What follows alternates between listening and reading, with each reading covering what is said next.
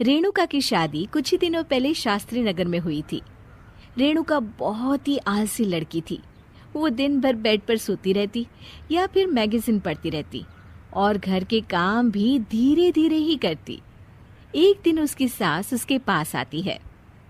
बहू, आज बेसन का चिला बना दे, बड़ा मन कर रहा है। हाँ मम्मी जी, बनाती हूँ थोड़ी देर में। थोड़ी देर में? अरे थोड़ी देर में तो रात के खाने का वक्त हो जाएगा बहू। अच्छा मम्मी जी, तो फिर आप रात का खाना ही खा लीजिएगा ना। हे भगवान, कैसी आलसी बहू मिली है मुझे, हर काम को बस टालती ही रहती है। रेणुका दिन भर बस आलस पनाही करती रहती। एक बार रात के खाने पर सब बैठे हैं तो रेणुका का पति कहता है, अरे ये क्या, आज फिर से करेला? रेणुका, हफ्ते में तीसरी बार ऐसा हुआ है कि करेला बन रहा है। कुछ भी बना लिया करो। अरे इतनी सारी सब्जी मिलती है मार्केट में। हाँ, पर अब कौन मार्केट जाए और सब्जी लेकर आए, इसलिए जो था घर पर वही बना दिया। बहू, फ्रिज खोल कर देखती तो पता चलता कि सारी सब्जियां रखी होती है, पर तुम्हारा आलसपन खत्म हो तो तुम्हारी नजर जाए ना। विशाल कमरे में आकर रेणुका से पूछता है, रेणुका, मैंने कहा था तुमसे कि मेरे लिए रुमाल ले आना। मेरे सारे रुमाल खराब हो गए हैं। तुम ले आई क्या? आज नहीं गई, कल ले आऊंगी। ओफो, पिछले 4 दिनों से मैं यही सुन रहा हूँ। बिना रुमाल के ऑफिस जाना पड़ रहा है। तुम तो बहुत ही आलसी होती जा रही हो रेणुका। आपको रुमाल की जरूरत है ना, तो खुद ही खरीद लीजिए ना। हाँ, अब वही करूंगा। तुम्हारे भरोसे बैठा रहा तो कुछ नहीं होगा।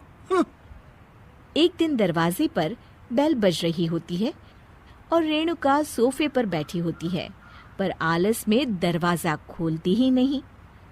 अरे बहू, कितनी देर से बेल बज रही है? क्या कानों में रुई डालकर बैठी हो जो सुनाई नहीं दे रही बेल? मम्मी जी, अब आप आ ही गई है तो आप ही खोल दीजिए ना दरवाजा। क्यों मुझे ताना मारकर और देर कर रही हैं? अरे वाह, उल्टा चोर कोतवाल को डांटे। सास दरवाजा खोलती है तो उसकी पड़ोसन दरवाजे पर खड़ी होती है। दरवाजा खोलने में इतनी देर क्यों हो गई? सब सो गए थे क्या? और ये भी कोई वक्त है क्या सोने का? हाँ?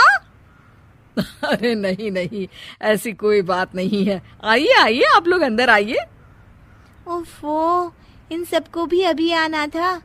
अब मम्मी जी लगा देंगी मेरी ड्यूटी किचन में। बहू पकोड़े तल दे, बहू चाय बना दे। अरे बहू, सो गई क्या? कब से आवाज दे रही हूँ, जा चाय बना कर लिया। हाँ मम्मी जी, अभी जाती हूँ थोड़ी देर में। सास रेणुका को आंख दिखाती है। मतलब थोड़ी ही देर लगेगी चाय बनाने में, अभी ले आती हूँ, बस झटपट। रेणुका रसोई में जाती है और इसी आलसीपन में वो चीनी की जगह नमक डाल देती है। जैसे ही सब चाय का घूंट भरते हैं, चाय थूक देते हैं। थू थू थू थू, ये कैसी चाय बनाई है तूने रेणुका? इसमें तो सारा नमक भरा है।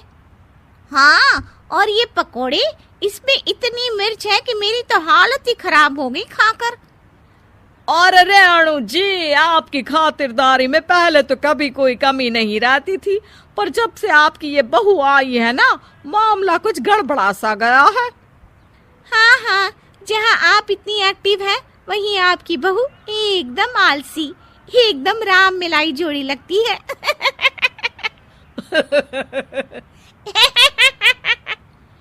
अच्छा जी, चलते हैं अब। नमक वाली चाय पिलाने के लिए बहुत बहुत शुक्रिया। सब वहां से चले जाते हैं। अरे तूने तो मेरी नाक ही कटा दी बहू। वे लोग क्या सोच रहे होंगे मेरे बारे में? मम्मी जी, मैंने तो शक्कर ही डाली थी, पता नहीं नमक कैसे बन गई शक्कर। शक्कर नमक नहीं बना बहू रानी, तुम्हारा ये जो आलसपना है ना, ये उसी का नतीजा है। सॉरी मम्मी जी, अब मैं ये आलसपन छोड़कर सारे काम अच्छे से मन लगाकर करूंगी।